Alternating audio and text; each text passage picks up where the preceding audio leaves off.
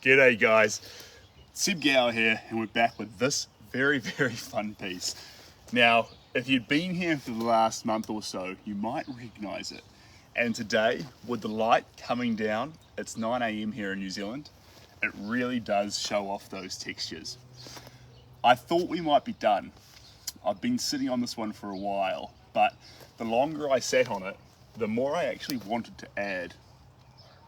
A lot of fun in here, a lot of fun. But, there's some subtlety inside some of the textures that I feel like we need to, what's the right word, exacerbate. Manifest isn't right. Exacerbate, extremify, intensify a little bit more. Now, I chose this spot for quite a funny reason. This is a tree that had a bunch of lovely little birds in it. There's actually a bird feeder in the tree, but they've all scarpered right now. So I think they got afraid of my loud, obnoxious voice. So maybe if we have a nice calm session, they might come back. The Tuis, so that's a native bird here in New Zealand. If we have a nice calm session, they might come back, and if they come back, we might be gifted with the most beautiful bird song on planet Earth. They make like a twiddle noise, and then it sort of turns into like a, but it's fun because it breaks it up. It's like contrast. A Tui's bird song is kind of like a painting in that you've got the beautiful notes, but then you've also got the, which reminds you about the spectrum of sound and makes you appreciate the sound more, I find. So I like that. If a bird's song is all just beautiful, then it's hard to actually appreciate what is beautiful about it because you don't get that contrast. So I would say a good example of that's actually Yiddish, the language. It's the kind of language that has that as one of the enunciating bits, but that you're like, ooh, it's I'm not into that, but actually, hold on. That provides that contrast and it allows you to really enjoy the rolling vowels in the language. So, I like it anyway. Anyway, we just gotta get this set up correctly. We're gonna get it set up correctly. Even if we put the tape on the wrong axis and have to fix it awkwardly. Woo. Put that down there. Let me just flick this onto the comments here, guys, so I can actually read. Oh, cheers, guys. I appreciate that. And Johnny, appreciate that too. Guys, there's been a lot of emails about this piece, and I told everyone, no, not until it's finished, because they're like, I want to buy it the way it is. And I said, no, it's not, I'm not ready for it to leave the studio yet. I don't think it's finished. That's why we're back here. We've decided to add a bit more paint to it. But I'm not sure, and I'm sorry for being a weird artist on this front, I'm not sure if we're going to sell it.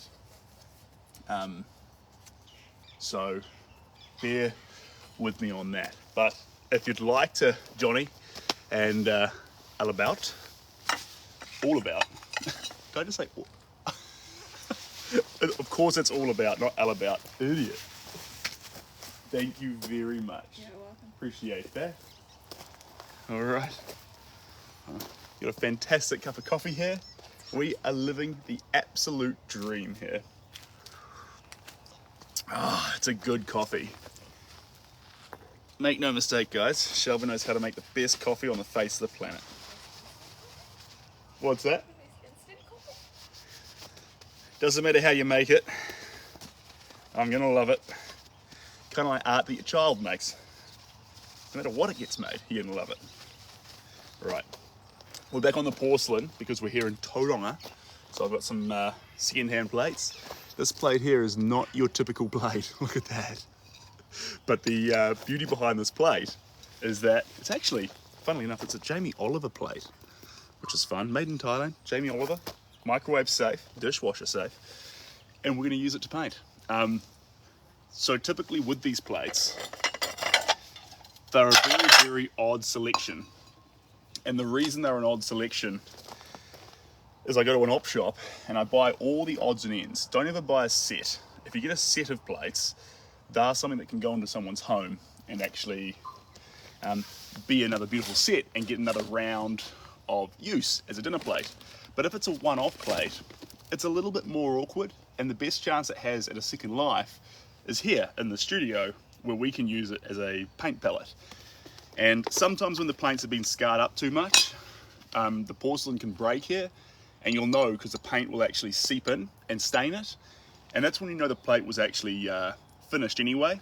But plates that are good enough condition to be used again, the paint can't penetrate, and therefore I can clean it and use it again. So we get a good amount of life out of these plates.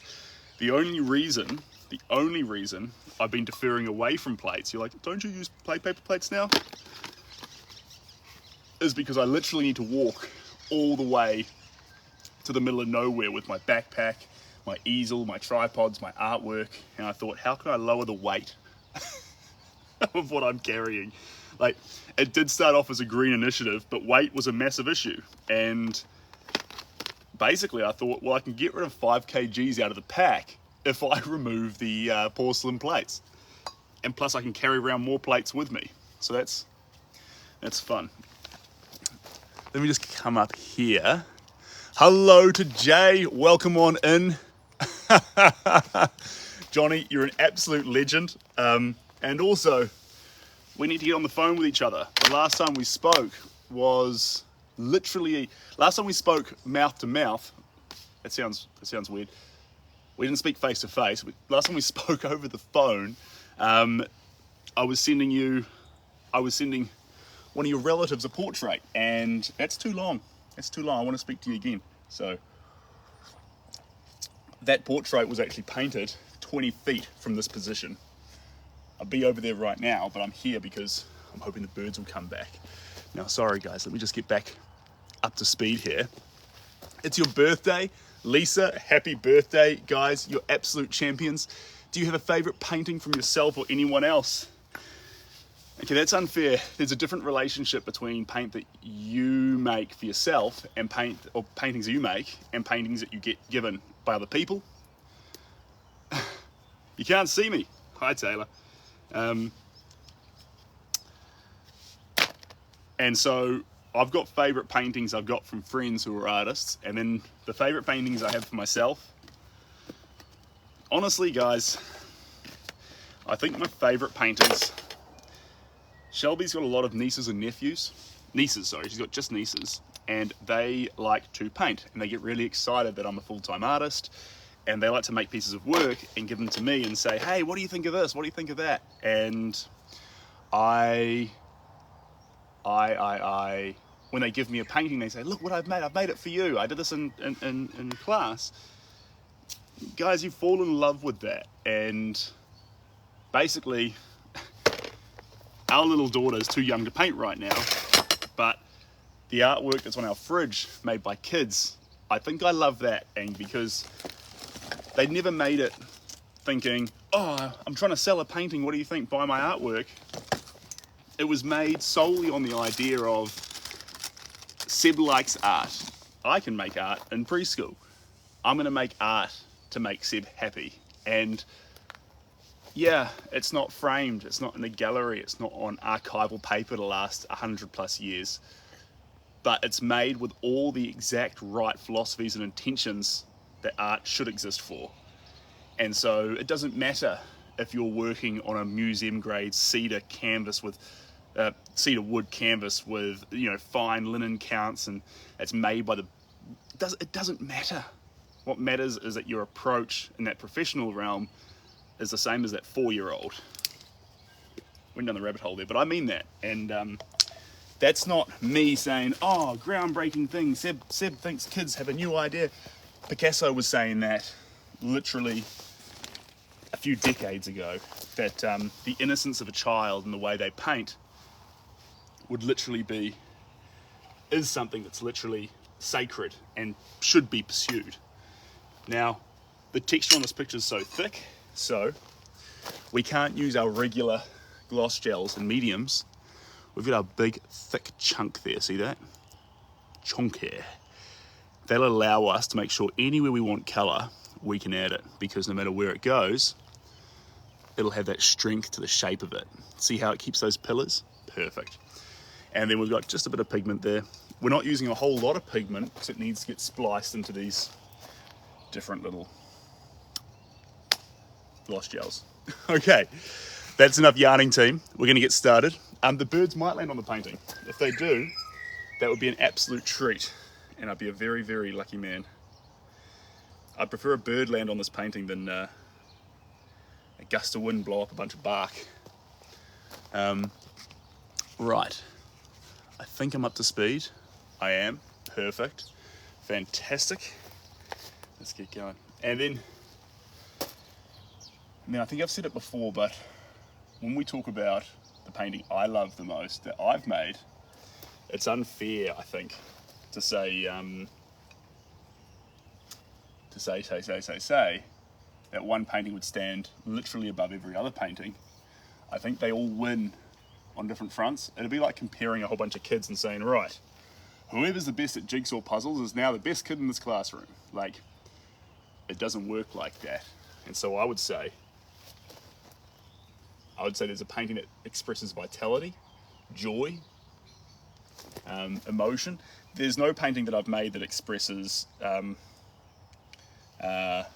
masculinity of feelings than Sensitive Stone, Hercules in Pink. That one does that job the best. And then there's also no painting. I don't think anything compares to Mahalo's Zest for Life. Mahalo captures a guy named Steve, a collector, and it's about Steve's surfing days. And so he's literally in a barrel of a kaleidoscope of light, it's a zest for life, it's vitality.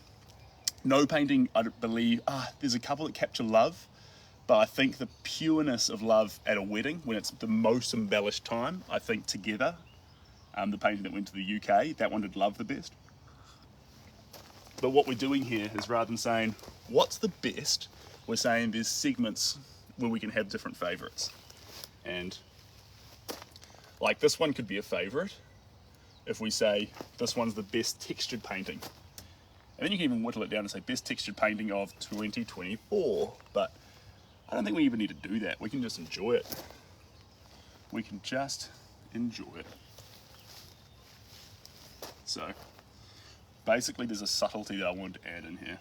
A subtlety in some of these colours. I wanted it, when you come close to it, the colours become quite, not flat, but a singular colour spreads over a bigger area, and I wanted more complexity when you go close to the work, and so it needs to have other little subtle pigments. And so if we can splice it on gently enough, I want to get this graduation between a bit of transparency and a bit of texture. It's a tough demand that I'm after. Tough customer. Thanks, Mary Love, I appreciate that. And Sarah.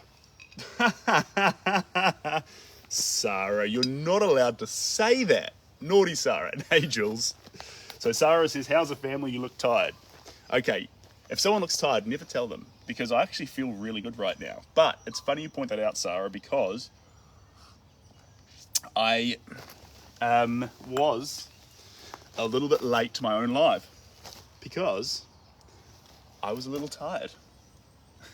I was looking after a gorgeous little baby daughter, but look guys, I was saying to Shelby, looking outside here, I almost wanted to go paint yesterday, but I thought no, schedule it, tell everyone it's going to happen.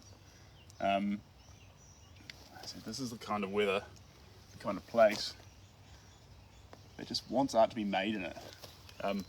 Speaking of, this is I'm doing some serious painting at the moment, so we want this work to actually get beautiful. I'm going to pull out a fun piece. I say fun piece, it might quickly turn into a serious piece, but I'm going to pull out a piece of work for the live later on today. We've got 2 lives today, 2 lives scheduled. And for that live, I'm going to be doing something pretty silly. I've got a plan. I'm not sure if it's going to work. I hope it's going to be warm enough. The plan is Oh, I'll just tell you guys. So the plan for that live, we're gonna put a gift up. I'm not quite sure what gift it's gonna be yet, but a gift that if it gets given, I'll be painting beside a swimming pool. And the moment it's given, I just leap into the pool like a dunk. It's gonna be like a literal artist dunk tank. And don't think it's gonna be the be all end all. All lives gonna be like that. It's just a fun live for today. The pool is it's freezing. It is absolutely disgustingly cold. And it's absolutely disgustingly cold. And so we have to see how I manage. But it's a 90-minute stream, and it might just mean I have to leap around a bit more to try and warm up after leaping in. Maybe I won't even have to leap in. We'll see. We'll see. Ness. Okay, this is a good question. Seb, do you have limits to copy prints you sell? This is a great question. So, some of the early prints were sold with limits, and if you go on the website, you'll see that some prints say sold out. The ones that are sold out will never be available again. Now, when the prints go available, especially for let's trail of thought there. But when the prints go available, there's two styles of prints. When the print's initially released, there's a first edition print that goes out. The first edition print will only be available for a very limited time, and it will look different, and that will be a limited release print. And then, usually a first edition print can be identified because it's bigger. So the ones that are unlimited don't go bigger than an A2. And then the unlimited ones are available forever, because you'd say, well, why I want to have it, I want no one else to have it. I agree with that to a degree, but I also think that when it comes to prints, I would prefer to make art available for everyone. And when you say available for everyone, on one hand, that's everyone in terms of everyone in this moment who knows the print artwork exists. On the other hand, that's people in the future who haven't even met the artwork yet. The amount of people who've inquired with me saying, hey, my daughter really, really wants a print of Dancer, really wants a print of Mahalo. You know, my grandfather went to South Africa, my grandfather went to the Zambezi River, he's been to Africa, he's been to all these amazing places. He really wants Zambezi River. I have to say, sorry, you can't have art in your life because I made them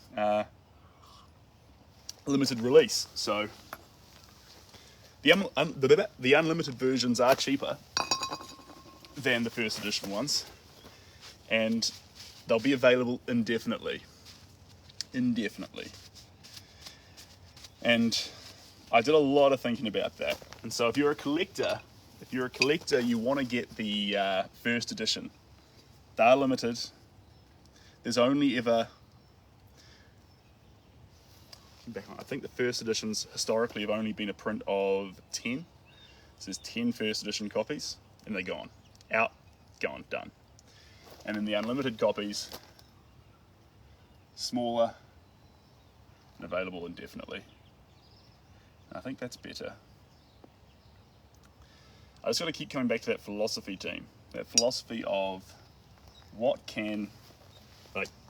what's best serving art that should be for everyone. How do we make sure art feels like it's for everyone? How do we not gatekeep? There's too much gatekeeping in the art scene. I think you can only ever have one original. So already, even with this can only be in one place at a time. But we can go the complete opposite. A bird just landed in the tree over here, guys. We can go the complete opposite, and we can actually make its reproductions unlimited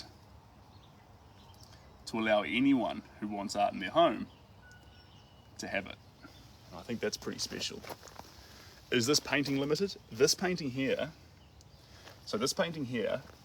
actually that's a great example. So the size of this painting here, take this in, this painting here is going to have an original which exists by itself, and it'll be in a private residence somewhere, Could be my mum's house, who knows? And then it gets made into prints.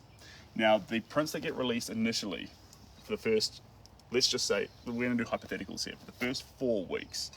The first 4 weeks of the release of this print will be prints that are the exact same size as the work. So you'll have a replica of the work, and there'll only be 10 replicas. And that is the first edition set. And then, after that, they get pulled down, they'll never get put up again, and the unlimited replicas come available. The unlimited replicas are, you'll notice first edition, it's got my signature on it, it's got a white border, and it's got the edition number, so 2 of 10. If you have a number on it that says 2 of 10, 1 of 10, whatever, that means it's first edition. Or if you have the certificate of authenticity and it says 1 of anything, that means it's first edition.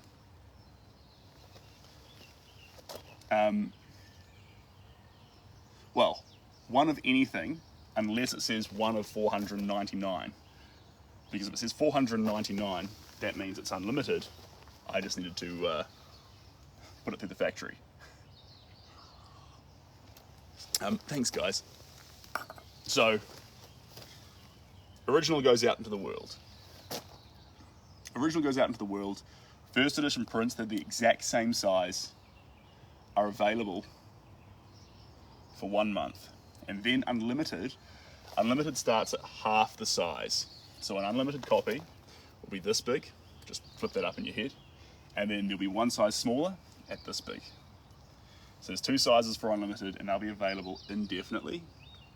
They are the same quality, but they aren't rare. So it's entirely up to you what works best for you and your situation and your life, but that's why I do that. And actually the unlimited existed first, because in the philosophy of art's for everyone, and I want to make art available to the world, it fitted the best.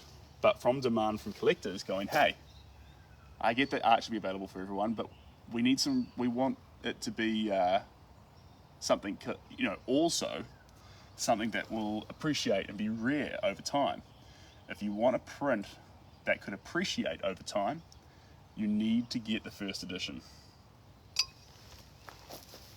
The unlimited prints may appreciate slightly, but they will be available for everyone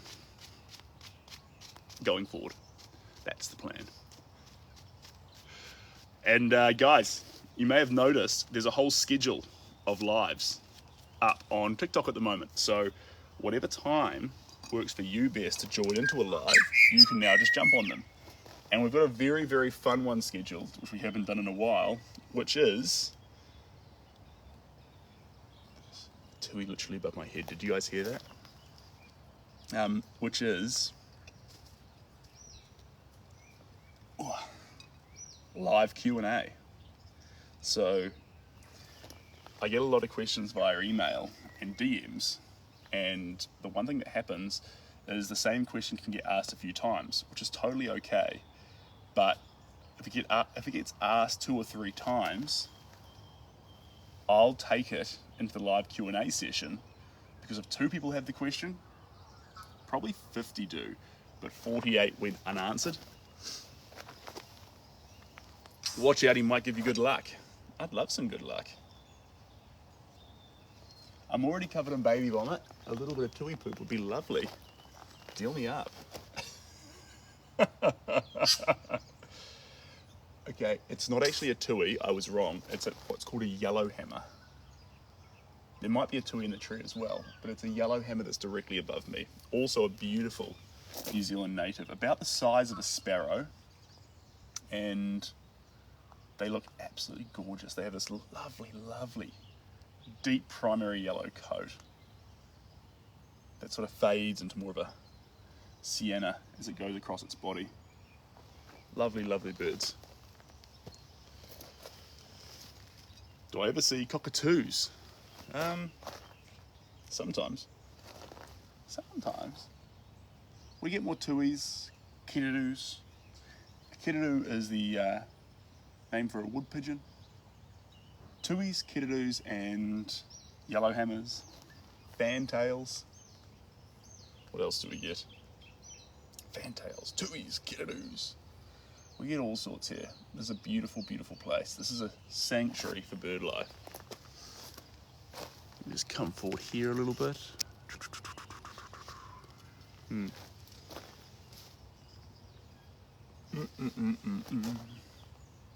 Yeah, so sorry, the Q&A session that we'll be doing will be live. That will be designed to answer questions that people have. And you can come into that live, guys, and you can ask your own questions. Or if it's an insecure question, if you're battling with something, if you're struggling with something, maybe you're a creative, or maybe you've got some private questions as a collector, you can anonymously email them through to me via email, and I can answer it during the session. But you have to send it through in advance. Or if you're keen to have your name tagged to it, just come into the live, ask the question live, and I'll answer it.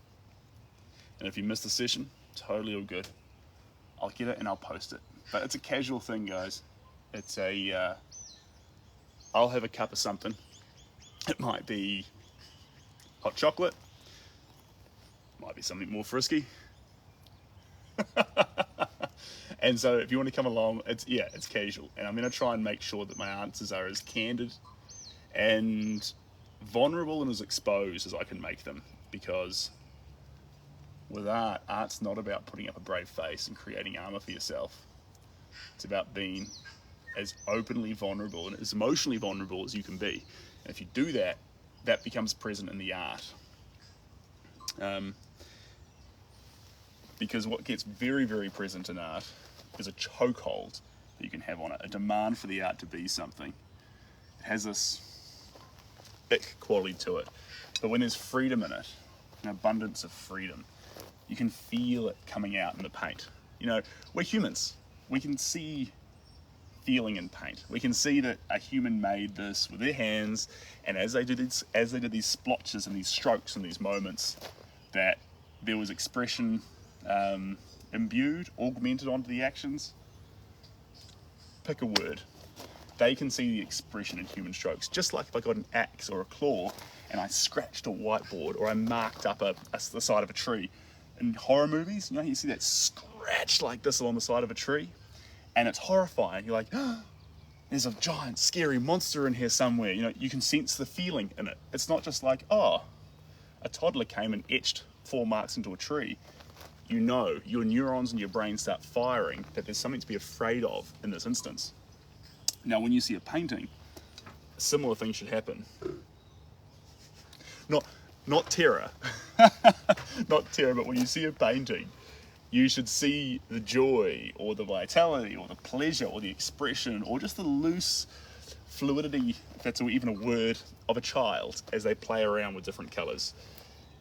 And if you get fear from giant scratch marks in horror movies, you can get love and joy from dabs and swishes of a paint stroke from a loving hand.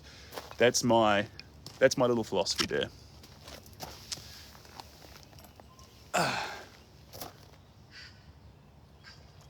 You gotta let the brush strokes talk.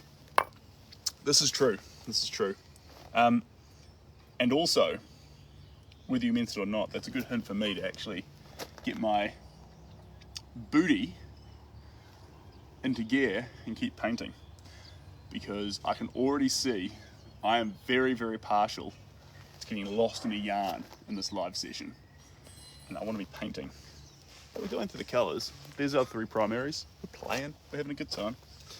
But guys, if you're here for the long haul with me and I get caught up in a yarn would be clarified as 3 to 5 sentences without landing a paint stroke. Then please say, Seb, sort it out. Do you, the painting, lose its vibrancy? Do you, the painting, lose its vibrancy? I don't fully understand the question, but I think, can you reword that to help me understand? Because Sometimes the best way to ask a question and to answer it is pretend you're asking a 6-year-old or answering to a 6-year-old. A lot of the time we can get lost in word mumbo jumbo. Like Joey Tribbiani from Friends, we just grab words and run them through a thesaurus and go, there we go. We got a simple point, filled it with 3-syllable words, and we put that out there in the world. Manifest, portray. Portrays too. Manifest, magnificent, enamoring, enamored, captivating. Nonsense, absolute nonsense. Nothing wrong with this painting looks good. That's powerful feedback. Kids say that. What kind of flower is it? This is Dahlias. But it's funny you say that because I've been told that they have much more of a hydrangea vibe. And that's okay. Basically, we want flowers. And if you see hydrangeas, perfect. If you see dahlias, perfect. In terms of this picture, I'm using a reference of dahlias, but let it take you wherever it will. It's okay to end up in a different place to me. It's giving colourful, vibrant, rainbow life. Love that. Love that. What I was thinking, but aren't they one colour? I think you can get dahlias that cross between colours. And certainly if I was going to paint a dahlia, even if they were just one colour, you know that I'd splice it. That I'd have like, even the red hydrangea would have dahlia would have touches of blue, touches of red, touches of green. I don't think you can ever show a single colour, pardon me, without showing a spectrum of colours in order to bring it out. You see colour, well that's good, that's the plan. But if I was to go back and surmise what the other question was, I think this art loses its vibrancy, loses its feeling when I do. When I stop playing with it. And you can see art that goes into a fun stage that then retracts. And it retracts because you start to love what you've made, sometimes a little too much. And then you start to choke it. And no new strokes actually evolve it and change it. They all just try and hold on to what you've got. And you can't do that. Just like with a relationship, you can't cling to what it was. A relationship's a journey just like a painting. And it needs to change. And so when a collector comes to me and says, I'm buying that when you finished it, I'm like, hold on, let it finish, because you're an individual with feelings, and your feelings will change as the painting does. If it gets to the end and you love it, absolutely, this painting can be yours, but there's no guarantee of that, and that's okay. So a lot of the time I'll have like 3 or 4 collectors who I've said no to. Sounds bad, but who I've said wait to. And then when I finish the piece, 1 or 2 of them, usually 1 or 2, will be like, actually, I still love it, but you're right, it has changed for me. And then usually there's 1 or 2 who, sometimes 3 or 4, who say, nah, that just hit the mark for me. I need it.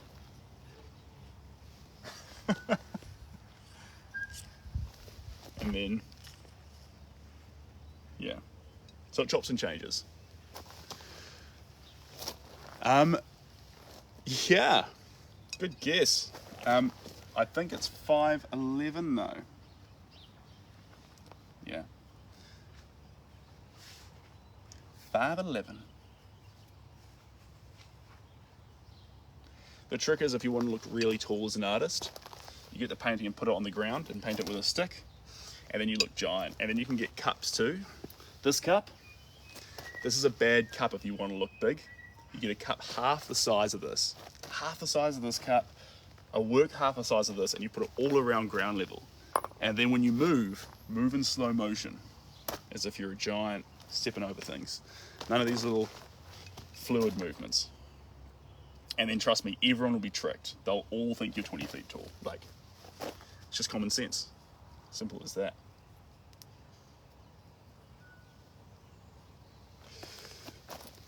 How much do you sell commission pieces for? Does each piece have a story behind it?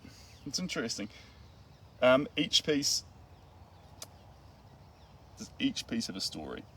I think some of them have stories. Possibly 95% have stories, and some of them don't. Some of them are just raw, wild, abundant, let loose expression. Sometimes with a painting, you need a chance to not have a story and just to go wild. And that's okay. And then other times, a story is the fundamental crux of the painting's identity. This painting here, it has a cute story. Not a deep story, but a cute one. My mother loves hydrangeas, and I had a little gap in my commission calendar, and I wanted to see if I could capture some hydrangeas for her pleasure. And so here we are, capturing hydrangeas. But my mother likes very particular styles of art, so only if this one hits the mark will she want it. And the mark for her, it's a shifting target. So it might. But we're gonna let this painting just be its own fun little thing. And I'm so sorry guys, if my mother comes forward and says, I want it, I'm afraid there will be no collectors able to get the original for this painting. At least not immediately.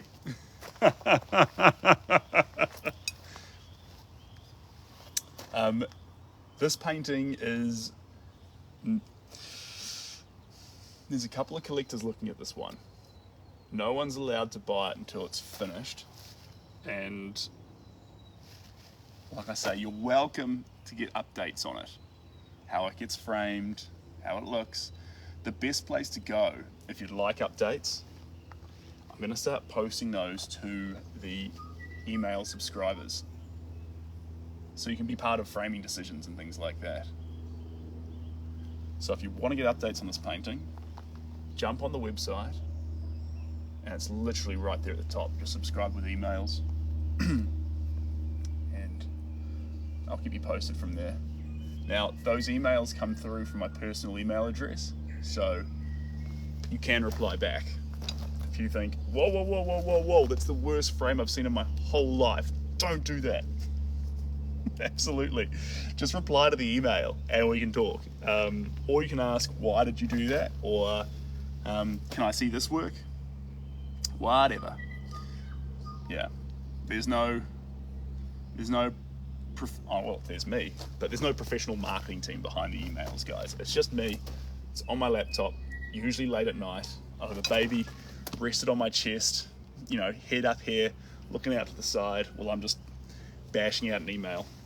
So please, please, please, please, please know that I tried not to have typos, but if there are any, I got ridiculed with one email. I sent out this email I sent out this email about a month ago, and it had like 4 typos in it, and like 5 people came back to me saying, mate.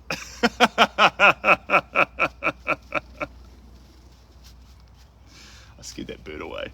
Done. It was very funny. Yeah, so trust me, I do my best. We don't want if you see a typo in email, it's not intentional. And yeah, I do my best.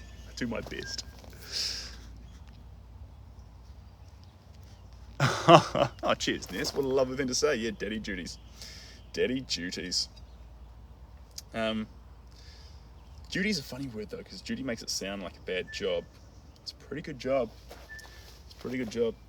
I always find though that if I sit down, you know, during the day or during the work day and try and beat out an email, it doesn't come off right. It feels like I'm writing a job or giving a report to a business or something.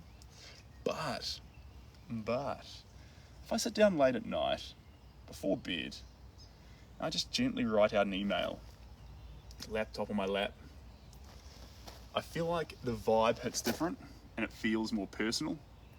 And that's always what I've wanted the emails to feel like. I've done a few marketing emails where you like get the template off like MailChimp and you're like, oh, so pretty, and here's some images and flashy stuff. I'm like, it doesn't feel like me. Why does it not feel like me? And at the end of the day, because I make that flashy email and then I go and email a friend or a collector and it's authentic and it rolls naturally and it's text and it's wholesome. And I'm like, so if that's what you give to friends and collectors, why does that not happen for the collector mailing list? And so I thought, okay, get personal. That's your problem. Like, there wasn't a problem. I felt like there was a problem. It wasn't personal enough. I'm personal everywhere else. And then for the people who actually want to hear personal thoughts, I was just giving them what felt like a marketing email. So that's now it's, and if it looks simple, guys, that's because it's intentional. It's supposed to be simple. It's an email from the heart. I'm putting the time into the words that I say. And there may be a picture or two, but like, I want you to know that every time I send an email, I've written every word, and every word is worth reading. There's not just like paragraphs and nonsense in there, if that makes sense. Thank you. Appreciate that, guys. There we go. Now, I've got some pink colour here, but actually, I've honestly got enough pink already. I've got enough pink already. Got enough pink, I do. Got enough pink already. Is it enough pink for you? We're gonna grab a bunch of white. A bunch of white. We're just hiding over here. They call white most of the time in the art game titanium white, which is fantastic. I think we used to use lead white back in the day, which was not good for your health. And then they have zinc white, but I think the preference of artists around the world is titanium white. I can't remember. Someone here might know. I can't remember the difference between zinc white and titanium white. Is zinc white slightly more transparent? There's a thickness of everything we're working to there. Are we painting a bunch of real flowers? Well, if we can paint them well enough, they'll be real. The real flowers made of paint. Yeah. So, the dahlias. They're dahlias. And I actually wanted to paint them in a garden full of dahlias, but they're not in flower right now in New Zealand. So, instead I've opted for a tree, which when I laughed I scared two birds away. But the tree here, there were some birds above my head hanging out making cute bird noises, which to me has that feeling of a garden. But if you feel tricked, if you're like, Seb said painting in a garden, and then I went on the live and he's beside a tree. This is the garden. And the bird just came back to the tree. Every time I start speaking softly, a bird comes back to the tree. So this is the garden, and the you can hear that bird. And bird song, birds talking, birds being birds, that is a thing that most of all reminds me of gardens. My experience, my family, my parents would always have the most amazing birds and always think about how am I going to plant these plants or encourage the most birds into my garden. That was their key thought. Another bird just came back to the tree. This softer speaking voice, if I go too loud, tell me, we need to keep it down. We've got a fantail and a Tui. Got a fantail and a Tui. Just up here, the Tui moved across a little bit. They're both native birds to New Zealand.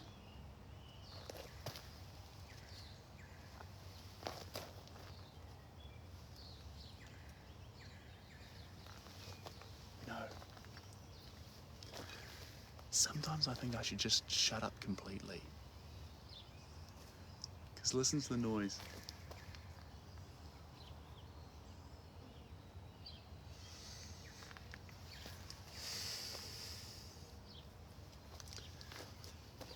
This is the vibe, the feeling that wants to go into this painting, that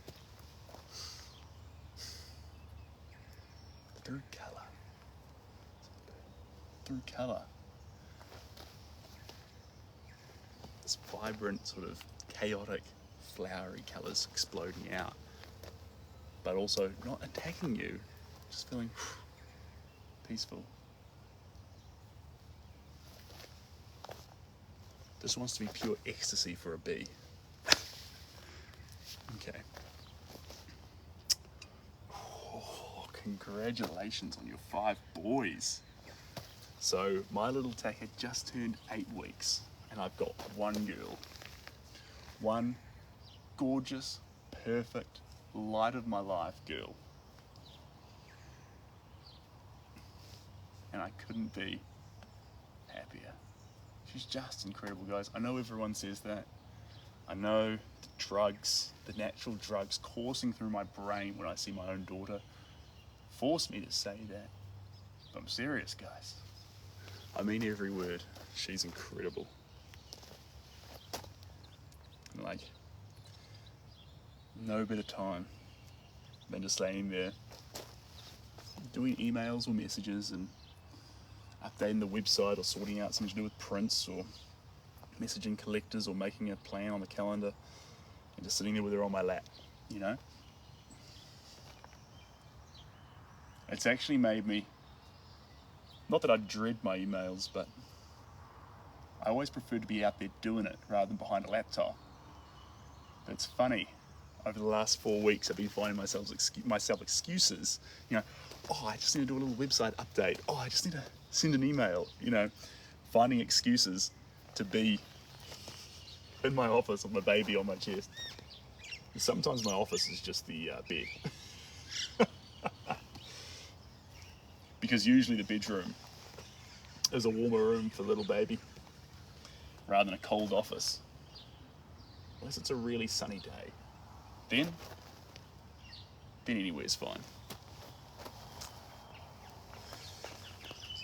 Great common sense with the use of techniques, movement and colours. Thank you very much. I appreciate that. And I will say that one man's ecstasy, one man's style of painting, I should say one person's style of painting, is another person's utter dread. This painting's a polarising painting in that you might look at it and think, that is gorgeous. I would love that in my space. I love the texture, I love the feeling in it. And someone else looks at it and it just gives them anxiety. That's a mess, that's terrible, that's this, that's that. And that's okay. You're allowed to have 2 different tastes. And Jigglypuff, I'm really sorry to hear that. Thanks for feeling comfortable enough to share. Sending love from here in New Zealand. And that's a tragedy. I'm the only girl, youngest of 7 brothers. They all have boys. You sound like the Gower family. My family, in the last 5 generations, has got very, very few girls. And actually Shelby's has very few boys. And it was going to be a competition. I say competition, but we didn't know whether it was going to be a girl or a boy, obviously, because that's the way gender works. But if you went off the probability of my family line, you'd say, well, it's definitely got to be a boy. If you went off the probability of Shelby's, you'd say girl. But again, this stuff's all just fun to talk about, but not real, guys. if you had the genetics that would cause you just to have boys or just to have girls, that would be the worst thing in the whole world. You, if you spread your genetics, would be the end of the human race within like 12 generations.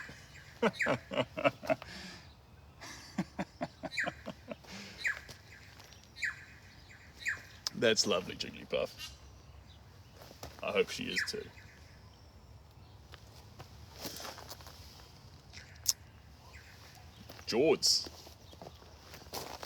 George is in New Zealand.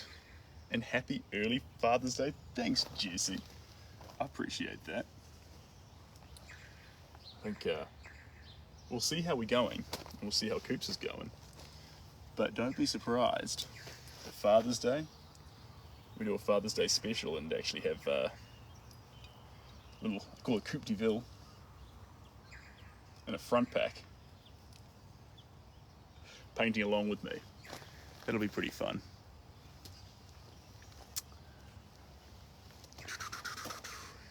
Who's that? Who's sending hand hearts? Jason, you're a legend. Thank you very much. There's some fun animations. I was actually talking to someone from TikTok who helps decide what the animations are going to be. And their attitude towards it, guys, TikTok's fantastic. There's a lot of live platforms out there, but no live platform. I've done a lot of live platforms. I've been around. You know, I've been on Twitch. Twitch was okay. I've been on Arpan Studio. Some of you might know me from Arpan Studio. Ooh. Is that Tongamona? Can't quite read it from here. Some of you might know me from Arpan Studio. I do them on Instagram. I do them on Facebook sometimes. YouTube, but nothing compares to TikTok. Because I think TikTok's algorithm. What would I know about that? Nothing, guys. But I feel like TikTok always has the intentions of making it a wholesome, fun, loving space. Like, they had a mantra that was everywhere, make my day. And I really feel like when I go on live, or when people join this live and hang out with me, I feel like the intentions are just to, I don't think a video can make your day, but it can be a part of what made your day. It's like carrots don't make a meal, but the best meal in the world could have carrots in it.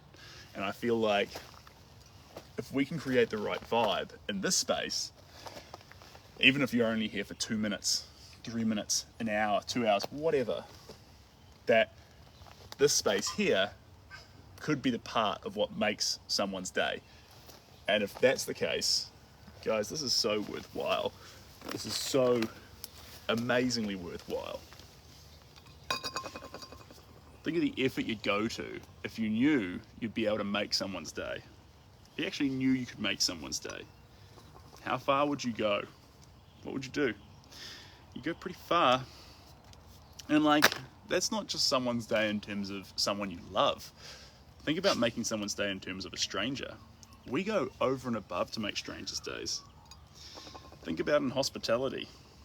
I've done a lot of waiting tables for people that I've never met and will never meet again. But I'd go out of my way to try and make them have an amazing time, because there's an altruist element to being a human. And even though you're being paid peanuts, say, you still want to make sure the stranger who's with you for this 45-minute period is happy and fulfilled. And like, that's not just hospitality. And if you've been a server before, you'll know exactly what I'm talking about. That's not just hospitality. That goes into all things, into people who are passionate about retail, into people who are passionate about, you know, passionate about anything. When you really care about someone who comes along and you want to make sure that they actually have a part of their day made. And it's not the biggest effort. It's not the biggest effort. Sometimes in a restaurant, it's as simple as not feeding the ranch dressing. Or getting a balloon for a child who looks like they're on the verge of crying. This sort of stuff is a game changer. And then sometimes, if it's the purchasing of some sort of subscription or product, Sometimes it's just someone following up saying, hey, how are you getting on? Hey, how are you? I try and, especially when I talk to people via text, because text is quite hard to sense emotions on. I actually try and not say, how you doing? How's your day going? I try and say, how are you feeling? Are you happy? And the reason I ask that is that's a hard question to hide from. So are you happy feels like you're allowed to say, nah, not right now actually, but I'm doing my best. And that's the honesty I'm looking for. I don't want to say, how's your day going? Hope you're well. And then to get, yeah, I'm fine. Like, don't ask, whoop. There we go. I would say, don't say hope you're well or ask how you're going if when you get a negative answer, you're not happy or willing to deal with it. Like, if you're gonna ask how you're going, I know it's a pleasantry, but both mentally prepare for someone to say, you know, I'm struggling right now. And then be happy when they say, I'm doing great. Be like, God, that's music to my ears. You know, those first few lines in a lot of sentences when we talk to each other, we just go through them and expect the same replies. And when you do that, you nullify one of the most beautiful parts of the conversation. I feel like we lose it. I love it when you get a different answer, because it means you've created a space which made someone else on the face of this planet, in this reality, feel confident enough to share how they're doing. And when someone says, you know, we say, how you doing? Oh, not well. It doesn't mean not well, you have to fix this. It means not well, I'm open and honest with you. I'm working on it, and it might get better. What's wrong with saying that? That's a compellingly strong comment to say. I respect my friends so much when they can be honest about where they're at, you know, in their lives or mentally. And not because they desperately want help with it. Yeah, I'm battling right now, but I'm gonna make it through. Thanks for asking. That's powerful, guys. Give me that friend over the one who says, yeah, I'm fine. Yeah, well, you're clearly not. I can see it. You're agitated. You're something. What's up?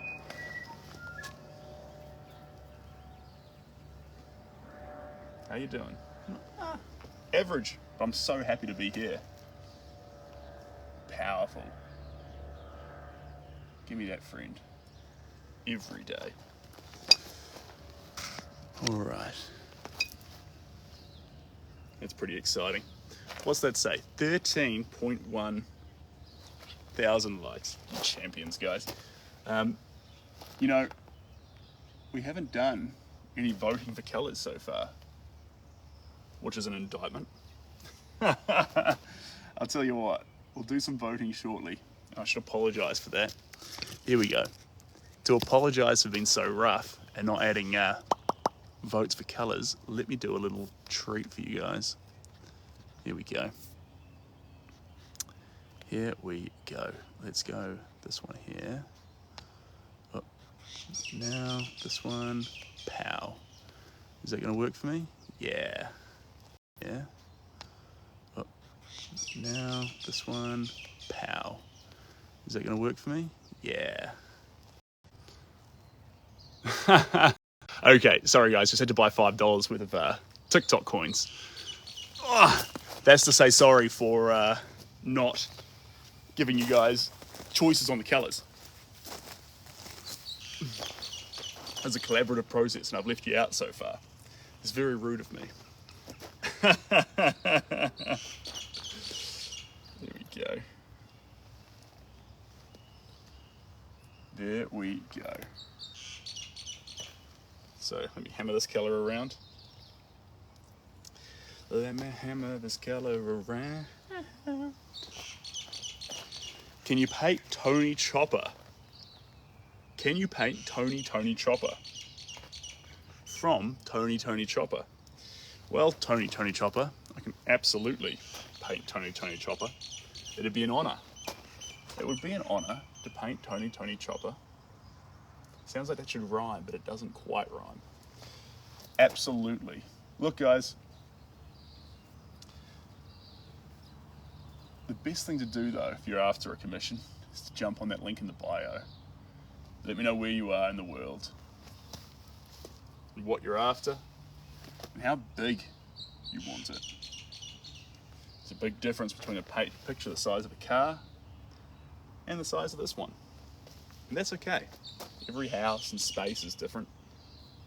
I love big paintings. I love big paintings, but there's nothing wrong. There's something that needs to fit in a particular space. If it needs to fit somewhere particular, big's not always the answer. Big could be a problem. So that's the same for, at the moment, the paintbrush we're using is 1/2 inch. And it's almost too big for this painting. So it's working, but it is bigger. We should go down to 1/4 of an inch, to be honest, but that's okay.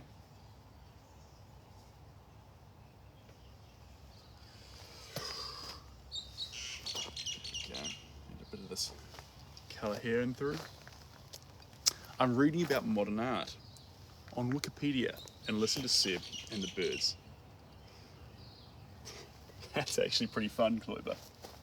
I like your combo there. I like what you're up to. That is a wholesome activity to be on. Yeah. There's so much to read on art too. And the cool thing about art too that I really love is even older art books, you know, ones that would typically be out of date. You don't go back to them and think, oh, this is old information. Things have changed now. Every art book is semi-timeless, you know.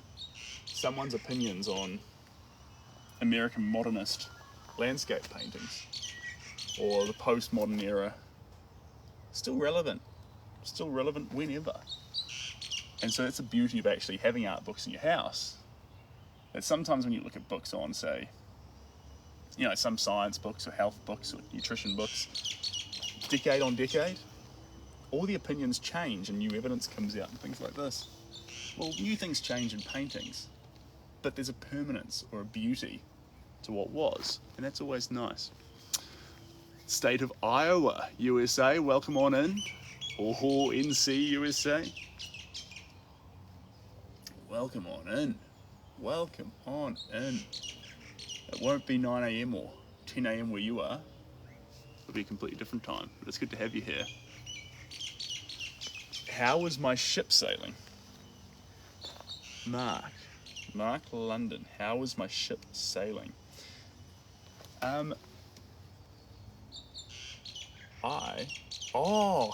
The boat, yes.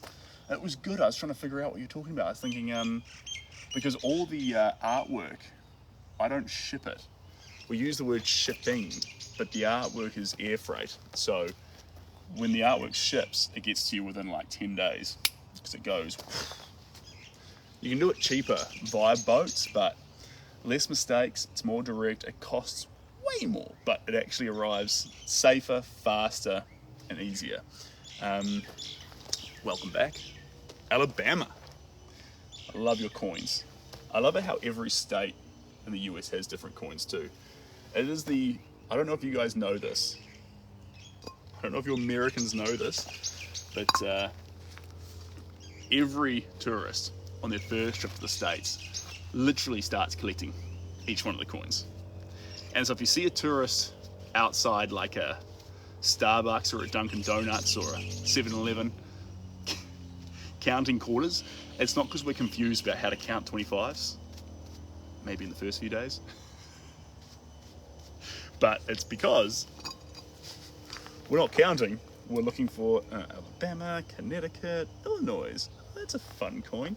You know, we just love all the variation in the coins.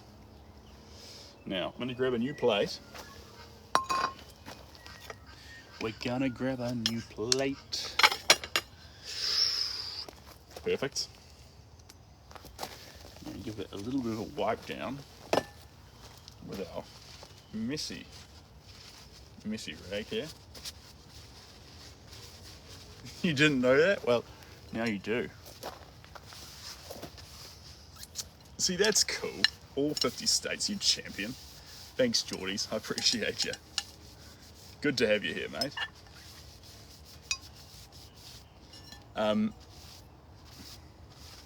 I made it to about 27 of the states.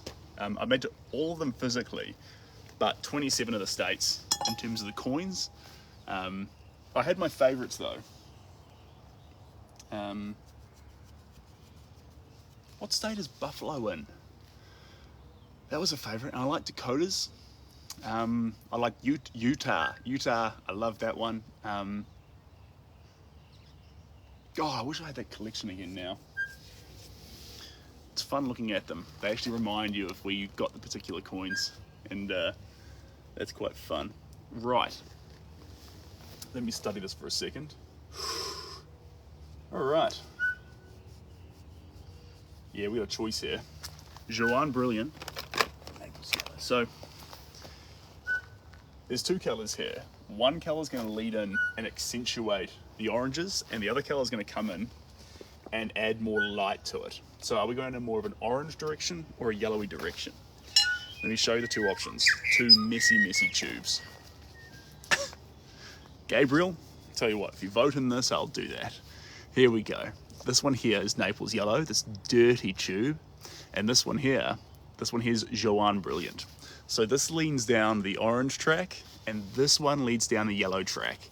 They're not yellow and orange typically, but they have those tones to them. So by going on the surface, they'll accentuate those yellows or accentuate those oranges. Hold fire, Brie. I like your attitude, but no, hold fire, guys. We're gonna poll on this. Here we go. So, we're gonna go like this. Yellow, smiley face. Naples Yellow on smiley face red. And Joanne Brilliant on cry face blue. Joanne Brilliant crying blue, and Naples Yellow on smiley face red. Are we going down the red track, or are we going down the blue track? So, red for the yellow, blue for the orange. Red for the yellow, blue for the orange. We are getting, everyone is loving the yellow buzz. A little bit of hate for Joanne Brilliante, but that's okay. 8 on the yellow buzz. Do we maintain there? Are we going for yellow? 9 on yellow buzz, 2 on this buzz. Guys, there's 73 people here, so there's definitely the power, if you'd like to, if enough people voted to go back to the Joanne Brilliant. It's gonna take 8 of you. We've got 11 people on the Naples Yellow right now. 11 on Naples Yellow, and we've got 3 on Joanne Brilliant. We've got 12 on Naples Yellow with 5 seconds left to go. Does it move over? 12 verse 3, it is done. We're doing Naples. Now guys, I'm gonna put my vote on Naples as well, only because me and Naples have a love affair going, and I'm using this color pretty much in everything I do. But that was quite compelling. We're on the Naples Yellow. Let's go, guys. All right. So raw color, we're not gonna splice Naples Yellow with anything else, just raw Naples Yellow. Now, this color looks more like, this is gonna have someone frown, but the color's kind of custardy. Custard sometimes has a sort of fake yellow color to it, but let me bring this right up and show you. That's Naples Yellow. It looks a little bit funny after it's come out of the tube, but it has this custardy yellow feel to it. And it is absolutely phenomenal for accentuating your yellows. Usually, you'd be like, well, why don't you just use more yellow? Yellow in bulk looks weird or not real. But if you add Naples Yellow, subtle touch points of yellow become accentuated. So if you find you've used so much yellow that the painting looks weird, or you wonder why you don't like a painting, even though you like the color yellow, it's probably because I've used too much raw yellow and it's detracted from the reality of it. But if you use as much, like these subtle, maybe 3% of this painting has raw yellow on it, and then add Naples, it empowers it. Right. Shut up, Sebastian, start painting. There we go.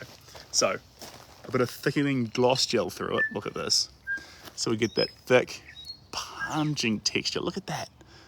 It's not changing at all. That's that. See that little flick there? That little flick is how we're making petals. That's how that's happening. George, you legend, you love this painting. Is it for sale? George, it might be. There's a couple of collectors looking at it, but no one's allowed to buy it until it's finished. So if you want to get updates on it, the frame it goes in, what the finished result looks like, blah, blah, blah, blah, blah, the best thing you can do is jump on the website via the link in the bio and sign up for emails.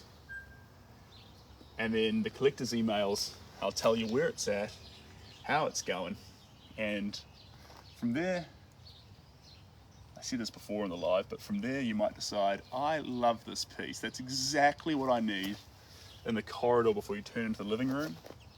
Or you might be like, ew, he added too much Naples yellow to it, and I don't like it anymore.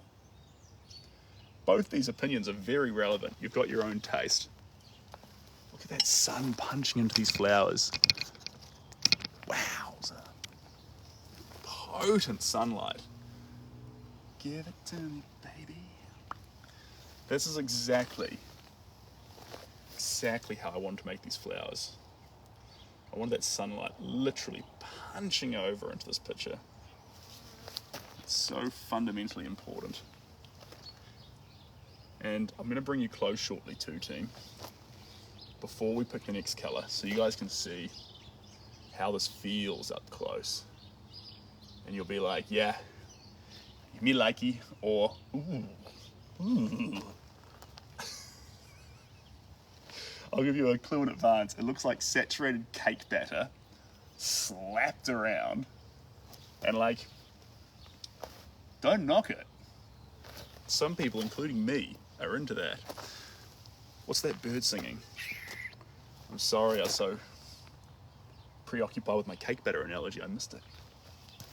But at the moment I can hear sparrows, fantails,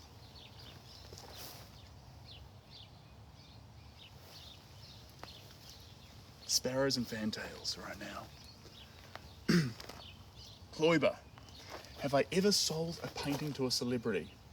Okay, so I'd love to answer that, but one of the most important things, especially with paintings owned in private collections, is to respect the privacy of people. So, celebrity or not, I'd keep it under wraps. And this isn't even going to be like locker talk, you know, like when boys get in lockers, they're like, oh, how'd it go with Janine or whatever? Boys, I won't kiss and tell, but blah, blah, blah, blah, blah, blah, blah. No. If a collector chooses a painting, that is their private decision. And it's my job as the creator to tell everyone the painting's no longer available, but maintain the privacy of the new owner. But I love your interest though, Kloiber. It's well intended. It is well intended, and look, it'd be fun to talk about those kind of things. But that's actually the right of the purchaser of the painting. The right of the purchaser of the painting to publicise if they want the world to know they own it. I think that's the way it should be.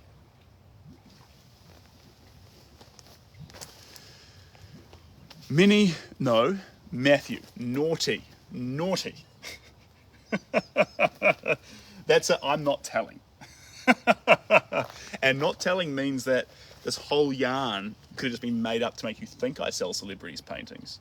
You might be like, in fact, this is the exact yarn an artist who had never sold a celebrity a painting would give. How about that? Double reverse psychology. Maybe I'm just trying to sound like I sell celebrities' paintings. and it's a giant ruse so that maybe a celebrity will buy a painting because they'll think, ooh, he sells paintings to other celebrities. Fishy. Music artists do remixes, do paintings. Have you ever done your own version of another artist's work? Yeah, absolutely. Now, whereas a remix though usually uses the exact same song, I wouldn't paint over. That would be the equivalent to getting, say, their painting as a print and painting over it, which I love. That's hilarious. Big fan of that. But maybe we will do that. But I have used the inspiration of other artists' work to make things. So my sunflower picture is inspired by Van Gogh because Van Gogh painted sunflowers, and his sunflowers, the yellows were unstable, and over time they've wilted and gone brown. And so I wanted to do justice to that same picture by using the same yellows. Now in 2024, they're stable. So it's the same wild, ridiculous picture, but with colours that will last indefinitely. Now it was a pretty story, and as an art history major, it was something I was just into capturing. So if you know the story behind Van Gogh's Naples and Van Gogh's yellows and the possible toxicity that he got from the colours, and maybe he didn't just paint yellow, he could only see yellow because of some poisoning that he had. It's a whole story, and my sunflowers are more about, my sunflowers are kind of like the acknowledgement of his story, like a beautiful bouquet of flowers at the end of a road. That's what that is. But yeah, definitely. Although if I was going to paint literally over another artist's work, I wouldn't want to paint over the original. I would buy a high quality print, the biggest possible, and then I'd paint over the print and we'd do an augmentation. Thanks, Matthew. I would. Yes. You just know that's what I was going for. I just needed that. Thanks, Seb. I asked the same question twice. Lol, I appreciate you answering. All right, you're more than welcome, Jason. I appreciate you being here. Now, Jason, I need your help. I've got 2 shades of red. I'm going to choose which one we run off with. Okay? So the 2 shades of red I've got, they're both series 3, so they're both worth 3 times more than white. Now, one's red violet. This color here, now, the actual color that we have here doesn't do it justice. It looks like it's a violet color, but actually when you see it here, see that? It's deeper. It's like almost a purpley deep red, okay? Who's that there? Matt F. Welcome on in. Welcome on in. And the other one here, similar, but you see how this one's just really, really red. So we're going to call one red. I'm going to call the first one purple, essentially. And in the voting, red is red and violet or purple is blue, okay? Well, let's see what we feel like, team. Quick poll going up, starting now. Red for red. This other one for blue.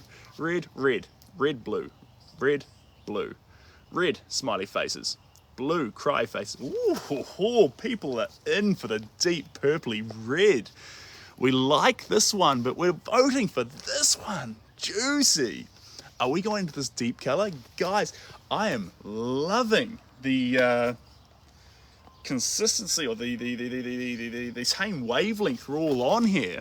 We've got 2 votes for the raw red, and we've got 12 votes coming in for this deep, luscious red. Okay, 2 versus 12. Where do we go from here? Sun's in Seb's eyes. He's trying to read the comments and doing his best. It's 3 versus 12. What's going to happen? 9 seconds remaining. 3 plays 13. Most votes coming in on this deep, luscious red. 4 going in for the primary red. 2 seconds left. 4 plays 13. Game over. Let's do this. I like your style. I'll be honest, guys. I was completely impartial with that vote. I didn't mind whatever side we landed to. And I'm happy we're here. That's phenomenal. That is, what's the word? Unanimous. That is like, if you were trying to get voted in as class president, hold on. If you were trying to get voted in as class president in primary school, and you got a voting thing like that, you would be a happy, happy boy. Or girl. The violet is quite pretty. Hello, how we doing? I like the voting. It feels like, yeah, you are. You are. I like it too. I like that it's easy to do. Before it was sort of tucked around in different settings, but now it's kind of more in the front, so it's easier to actually, for me to do it while painting, even with paint all over my fingers. And Moscow. Thanks, Moscow. You're an absolute champion. Good to have you here. Who saw the story, by the way? Cheers, Geordie. Who saw the story on Instagram about the dog? I'll tell you about it shortly if you didn't see it. Oh, itchy forehead. Okay, here's the colour. Now it's mixed with the thick gels, so it holds its form. But you can see how that purpley red, it's like a rich royal red. Really, really pretty. And I've combined it with a lot of thickness, so when I do the paint strokes, you can see that's what we're dealing with. It's going to have these beautiful, strong petal colours coming out in it. That's the plan. Oh, cheers, Roll. I appreciate that. And what's the name of Junior? Junior's in. Yeah, this is a fun one, guys. It's actually outlandish for me because of the amount of texture in it. We don't normally work with this much texture, but to limit yourself in one pocket is a bad thing. It's a bad thing. So this is, I used to, back when I was younger, work with a lot of texture. But, and a palette knife. But honestly, I kind of like working with texture without the palette knife, just with the paintbrush. All the strokes feel like they're sort of puttied on. It definitely blurs the lines in a picture like this between sculpture and painting. It's a painting because you're using a brush, but is the 3D effect of it and the way the light captures it, is that more significant than the colors and the composition? I don't know if it is, but the fact that I could ask that question and seriously ask that question tells me that actually there is a relationship happening there. Ashley, how long to dry?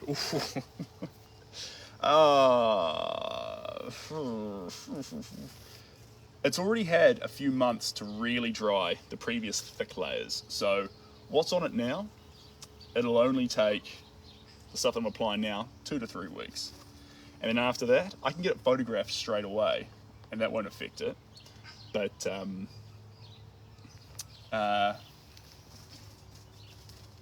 actually ship it, minimum shipping time before it can even go in a box, I'd say 3 weeks. Do you need that long? Probably not. But what we're thinking about here is pockets where the paint is deep, deep, deep inside the work. And if there is a crushing impact, how well will it sustain or will it spread? Zeniths. I'm not sure what Zeniths are. They sound exciting. They sound exciting. And are you still making your paint using egg yolks?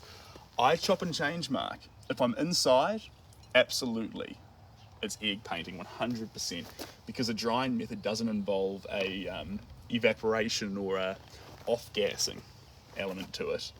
So it's healthier, not just for me, but now that I've got a daughter, no paint goes inside the house. But if I'm outside, there's a bit more freedom. And if I am working with texture, so egg paint, egg tempera, can't have texture. So this is the anti-egg painting, this one here. So if we're incorporating texture, we'll divert to oils or acrylics. Acrylics are best for texture. And if we're working with a flat color example, we'd move towards egg. So we have both those assets available to us. But short answer is we dance. We dance into the egg style. We dance sometimes into oils. Ernest Hemingway, amazing painting, is done entirely with oils, singular coat oils, which is really, really unique. Really unique.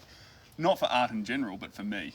That is the only print online available right now that is 100% oils.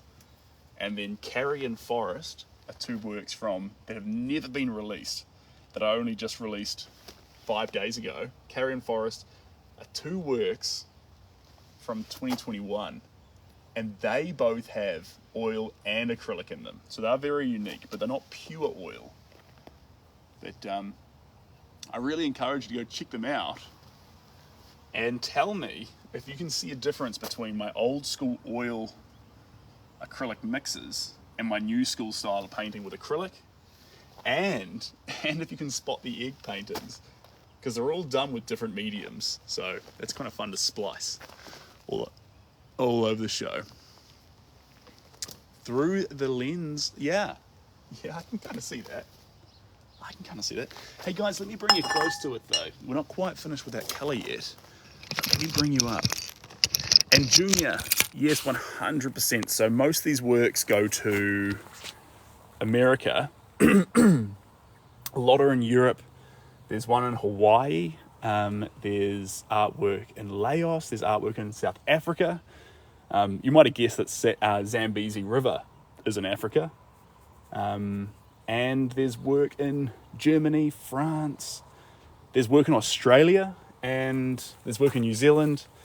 And there's plenty of work at my mum's house. So let's come right up close. Here we go. There we are. There we go. So you're seeing this work right up close. This is what the texture looks like. I'm sorry if that phone shadow's in the way.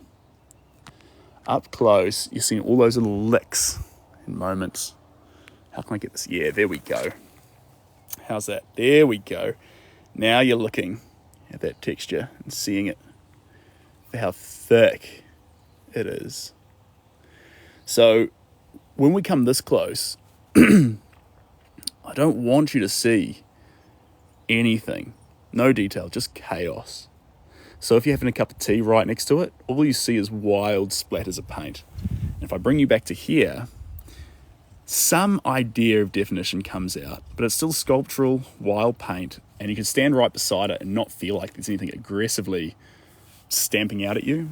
But then if I bring you right back to here, now that changes. Now from this point, we start to see, maybe there's some shapes. Maybe there's some larger spheres at play here. Maybe there's actually something to be seen. Now work with me. I'm going to bring you right the way back. You can see my little bird feeder here. Now we can start to see, even with the nature around too, I start to see, and excuse the reflection of the lights there, it's really hammering it on this angle, which turns it to white, but actually that's just vibrant colour. And you can see that, okay, they are giant flowers. They fit in this landscape. Even though the entire landscape around it is green, we can get the idea that these pumping, giant, vibrant flowers could exist in a place like this. And then I'll bring you right up again, nice and slowly, so you can get that graduation. Now see around here, it'll start to turn from flowers to chaos. Flowers to chaos. Flowers to chaos. Flowers are gone all together. Just chaos. Excuse my shaky hand, Tim. Okay, let me bring you down here. There we go. Thanks, Junior. Thanks, Clue. Thanks, guys. You absolute legends. Jules, first off, thank you very much. And New Zealand Heather. And second off, Jules, I've got your parcel here. Thank you for the amazing surprise. I really appreciate that. Now, I haven't opened it yet.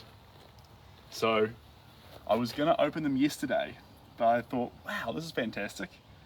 I've got to... I can't wait to open them, but they've arrived safely with me. There's 2 parcels.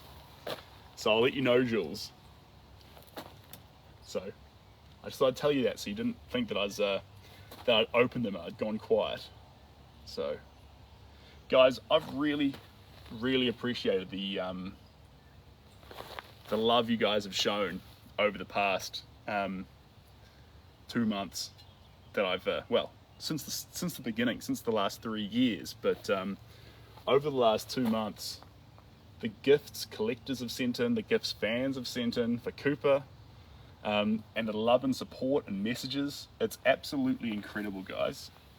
This baby, her friends and family that surround her right now, abundant love, but then from the people who support this art and support me and love being a part of this, you guys have sent so much love in here, and it's been really, really fulfilling. So I really, really appreciate that, guys. And the reason why I didn't open it yesterday, Jules, is I wanted to do it with Cooper, and she was sleeping.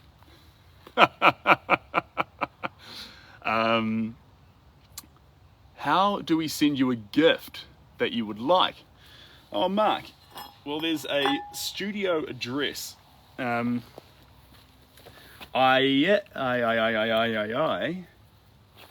can send it through to you, but best thing to do is get that off of there. There we go. Is to DM me, and I'll flick it through to you. Move. Thanks, Rule. You're right. You're right. We're getting lethargic. That's an amazing colour that just went down there. I love that. Okay, we're going to combine that red with a colour team. This isn't just going to be a raw, that colour's going on, or this colour's going on. This time, we're going to combine that red with one of 2 colours. You guys are going to help me decide which one it's going to be. Perfect. Now, you know I've got Naples yellow, but you haven't seen this one yet. This is Naples yellow reddish. So it's Naples yellow, but more of a salmony tone to it than regular Naples yellow. You see that one here? Voila. If we splice this into the purple, it'll still be rich, but it'll have a subtle muted beauty to it. Or we can go quite stark and going down the titanium white route. So here's the colour we've been working with. Look at the red side. That colour there is going to get spliced and mixed into either Naples yellow, reddish, or titanium white. One of the 2. Yes, it did, Jules. Thank you very much. I appreciate that. I'll let you know when I've opened it. Okay. Blue is for white. Naples yellow reddish is for red. We've got red, we've got blue. Blue, red. Now, these colors aren't going on raw. They're getting mixed in with that previous tone you guys voted for. So whatever we choose is going to be mixed into that red color. This one's going to go like a violet tone, and this one's going to go more of a muted royal tone.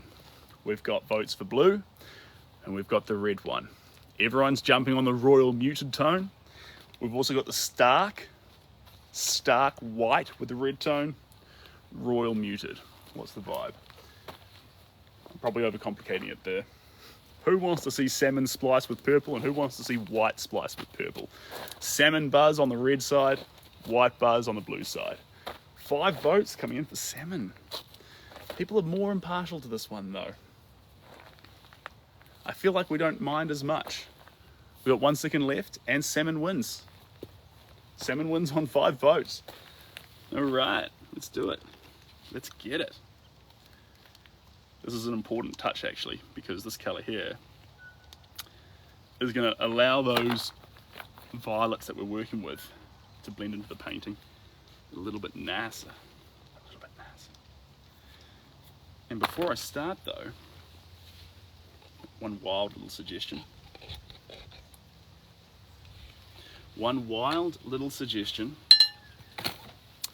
Sun's out and strong. We're going to need some sunscreen lotion. Bear with me. Oh, that's good. That's good. Now, I'm going to be here with you for another 30 minutes. 30 minutes. And then I'm gonna get myself some brunch. Well, I say brunch. I'm gonna get myself some late breakfast. That's all brunch is, lazy breakfast. And then I'm going to get set up for our ridiculous live session. If you want to join in on a live session, which is literally going to be Seb paints a ridiculous picture and then you get the opportunity to dunk Seb in a pool. Join me for the live that's going down later on today. That'll be absolutely hilarious. Okay. But I'm not going to make it easy for you guys, because the pool is absolutely freezing. So if the price to dunk me is ridiculously inaccessible, perfect. Know that that was the intention, because I don't want to be dunked. It is not high on my desire. That pool, like, it looks sunny-ish. It's not. That pool is like sub-zero temperature. Like, I'm surprised the pool's not frozen. Now, here we go. Our man's just joined in. Chad, I'm an expert at painting leaves in water. You could say it's my specialty.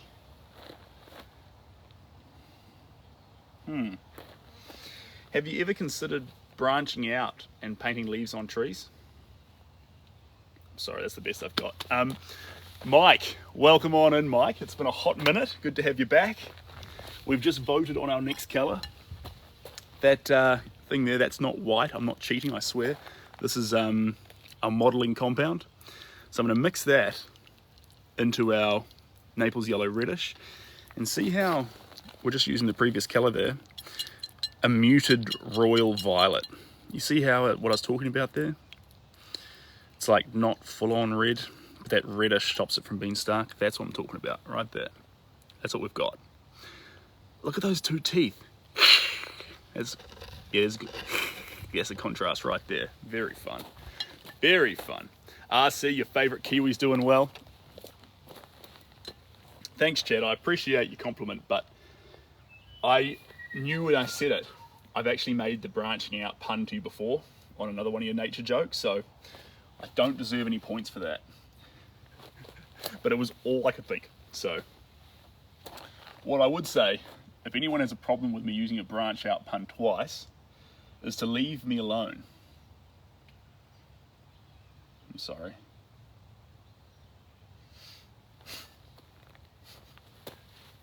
I'll do it again. I'll do it again. If anyone rolls their eyes, I'll do it again. Oh my God, love this paint palette. It's a bowl. Thanks, Javin. I love it too. The bowl's quite good with texture.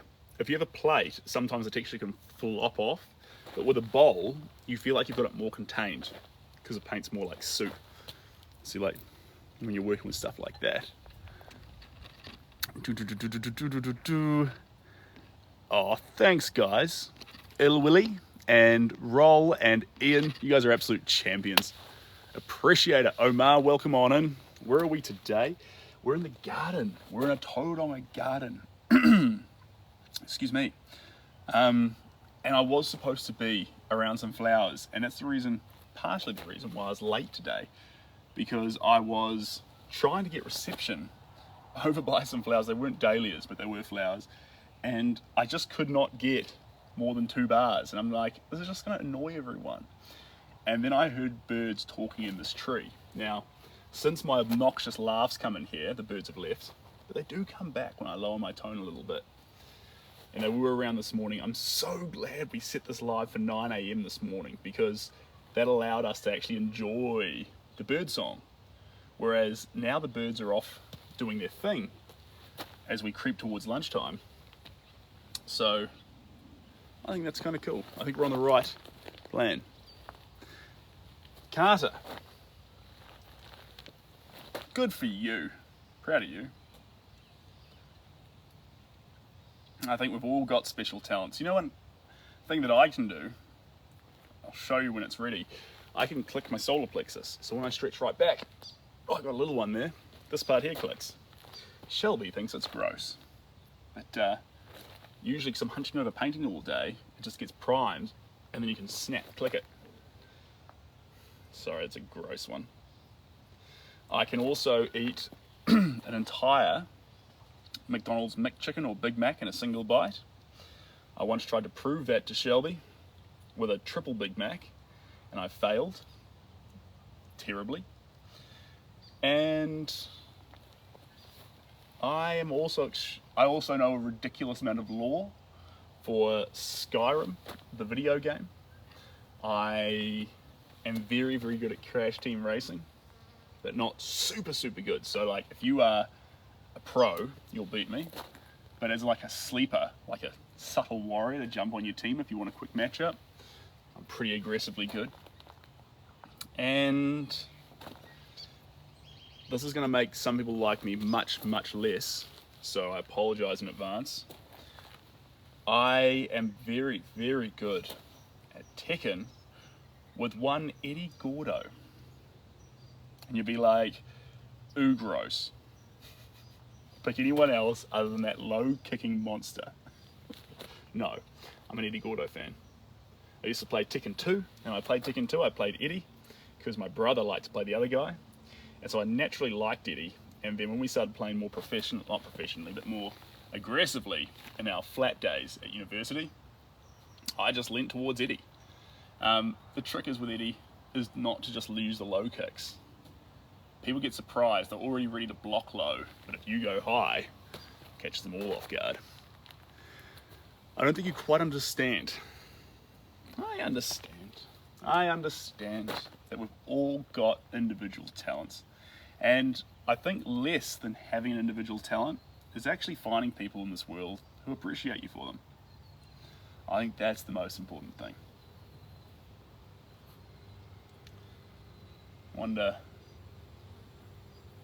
I make a terrible bowl of porridge. If you like porridge, don't ask me to do that. Ooh, I make a really, really good espresso coffee. For you Americans out there, you won't really mind that because you're not big on espresso, but for me, I live on that espresso buzz. I love Italian coffee. So if you need someone to pull an espresso shot out of a coffee machine, man, you are looking at the guy. I'll make you something special. Something real special. What else? It's everything. It's everything. Move. Thanks, Roll. I think I'm doing a pretty good job though. I think we're keeping the paint splashing on this canvas. Dabbling it round. Cascading it over the surface. One little paint stroke at a time. I certainly don't feel like the strokes here are lethargic as such. But they are very intense. Intense colores. Intense colores. There we go. Beautiful. Hello. Hello. Now guys, after this colour, I need to dash. Otherwise I won't have time to eat and get set up for the next live. Now if you are around all day, fantastic. Jump on in, because this is not the last live of today. There's another one going on shortly. So if you'd like to be in the one later on, please. You don't need to do that little subscribe thing to it, but if you want to, you can. I think it gives you a notification. I put them in my calendar so I get little reminders. Be like, yo, 30 minutes time, you're supposed to be talking with everyone. And I'm like, cool. Thanks, Google Calendar. If you'd like to join for that one, that's going to be a fun one. Please. This is quite a serious piece of art. We've been quite serious today. If you want to join for a silly one, thanks Jay, you legend. Appreciate that to the moon and back. If you want to join for a silly one, it's going to be a silly one. So we'll still be painting, we'll still be expressing creativity, but expect more play than you expect. I'm sorry, Jay. Yeah, I'm jumping backwards and forwards. You've got my attention now. I'm trying to get these last little muted tones onto here. I'm being very annoying. Sorry, mate. But expect this session's more craft, subtle, dancing around, just touching the screen with little bits and pieces. And thanks, Nikki. Appreciate you. A heart puff. You know, I've been calling my daughter a honey puff lately. Expect more leaping around, more silly, brash, robust brush strokes. Great question. You know, I was saying to a subscriber in a voice note the other day, you're asking, how tall am I? I am 6 foot tall in high heels. That's how tall I am. And someone's just like, huh. Nah, I think I'd be like 6'4" in high heels. I would be 6'4" in 5-inch high heels. How do high heels work? Do you get 6-inch high heels, 7-inch? If they're 5-inch high heels, 6-inch high heels, then I'd be 6'5" in 6-inch high heels. And I think that's how everyone under 6 foot should measure themselves. Instead of saying 5 foot something, because people seem to get insecure about that today, we should say, instead of saying 5'9", 5'11", 5'5", we should say like how deep into the 6 foot you are in 6-inch high heels. And normalize that. And then everyone can be 6 foot. It's just some people are fabulous in heels. It sounds like a great world. It's a world I want to live in.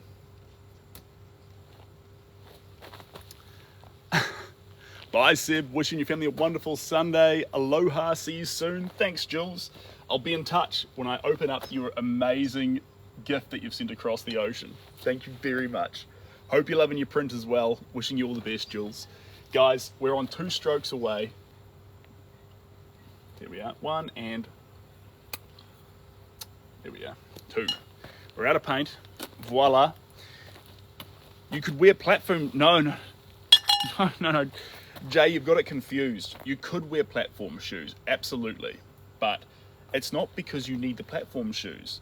It's because you want the high heels. Don't get it twisted.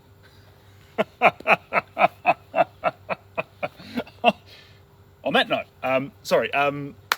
okay, I am going to pack up here, get this drying, grab a new canvas out, and we're going to have some fun by the pool in our live later on today. Look at all those curvatures. Yeah, this is absolutely insane, guys. Come on, let me bring you up here. Right up close so you can see. This is the ridiculousness of this work. I'm not quite sure, I can't see it from your angle, but this is what we're working to.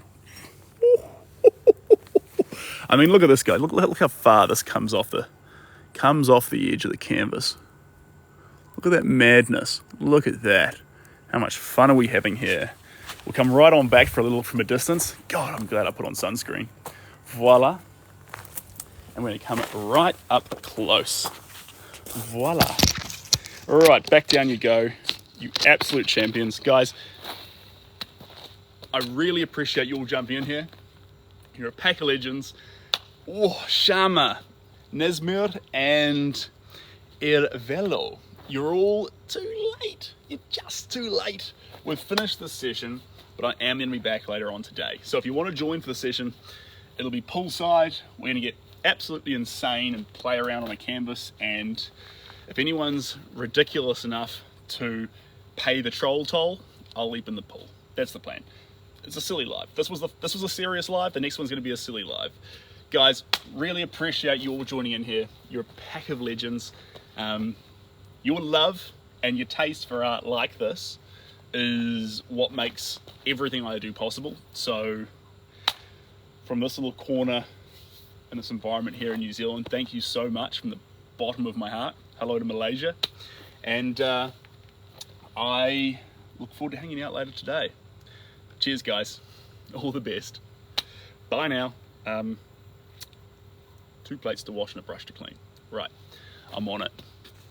All right, guys, you're a pack of legends. Bye now.